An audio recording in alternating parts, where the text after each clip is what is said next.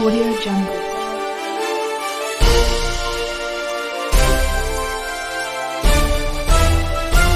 Audio Jungle.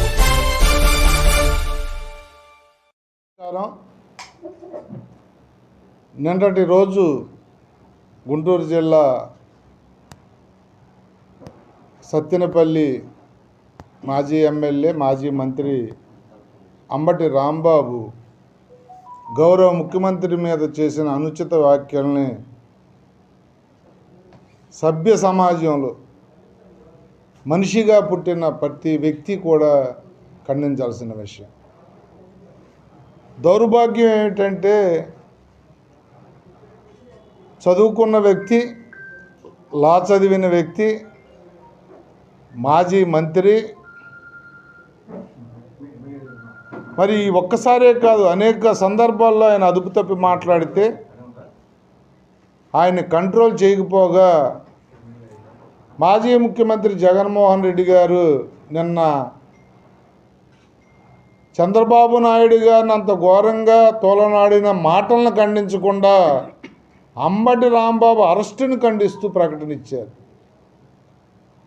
ఇంత సిగ్గుమాలిన నీతి మాలిన రాజకీయాలు ఎక్కడన్నా ఉంటాయని చెప్పి నేను అడుగుతా ఉన్నాను. రాజకీయాల్లో జగన్మోహన్ రెడ్డి వచ్చిన దగ్గర నుంచే రాజకీయ విలువలు పడిపోయినాయి. బాగా తిడితే ఒక ప్రమోషన్ ఇస్తాడు, కీచికుళ్ళగా ప్రవర్తిస్తే ఇదే రాంబాబుకి మంత్రిని చేశాడు.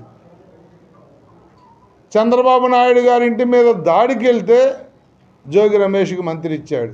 అంటే అప్పటి ప్రతిపక్షం మీద ఎవరైతే నోటుకొచ్చినట్టు మాట్లాడతారో జగన్మోహన్ రెడ్డి రాజకీయ జీవితం అంతా కూడా ఆయనే ముఖ్యమంత్రిని అనేక సందర్భాల్లో తోలనాడాడు, కాల్ చేయండి, చంపేయండి, తగలెట్టేయండి అని.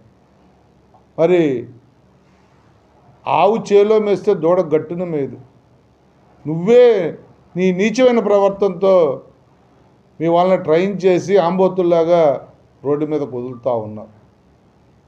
ఒక సుదీర్ఘమైన రాజకీయ అనుభవం, ఉమ్మడి రాష్ట్రాన్ని కానీ ఇప్పుడు ఇడిపోయిన ఆంధ్రప్రదేశ్ని కానీ అమరావతి అభివృద్ధి కానీ చేసిన వ్యక్తి దేశ విదేశాల నుంచి అందరి మన్ననలు పొందిన అపారమైన అనుభవశాలి. కనీసం వారి వయసుకు కూడా గౌరవం ఇవ్వకుండా నువ్వు మాట్లాడిన భాష ఎంత ఘోరంగా ఉందో ఒకసారి ఆలోచించమని చెప్పి కోరుతా ఉన్నా. దీన్ని తీవ్రంగా ఖండిస్తూ ఉన్నా. నిజంగా కూటమి జనసేన, బీజేపీ, తెలుగుదేశం కూటమి కన్నెర చేస్తే నిన్న అసలు నువ్వు ఎక్కడుండేవాడు అని చెప్పి అడుగుతా ఉన్నా. ఇంత నీచమైన మాటలు. సభ్య సమాజం నీకు ఒక కుటుంబం ఉంది. అదే మాటల్లో నిన్ను లక్షల కోట్లాది మంది అంటే నీ కుటుంబం కానీ నువ్వు కానీ తలెక్కడ పెట్టుకుంటారని చెప్పి అడుగుతా ఉన్నా. దీన్ని తీవ్రంగా ఖండిస్తూ ఉన్నా. అంబటి రాంబాబు అలా తయారవడానికి, అంబటి రాంబాబు లాంటి వాళ్ళు అనేక మంది అలా తయారవడానికి కారకుడు జగన్మోహన్ రెడ్డి. ఈ జగన్మోహన్ రెడ్డి అనే ఆయన రాజకీయాలకు పనికిరాడు, ఈ రాష్ట్ర అభివృద్ధికి పనికిరాడు. అనేక తప్పులు చేసి రాష్ట్రాన్ని భ్రష్టు పట్టించి సర్వనాశనం చేసి ప్రజలు బుద్ధి చెబితే ఇంట్లో కూర్చున్నాడు.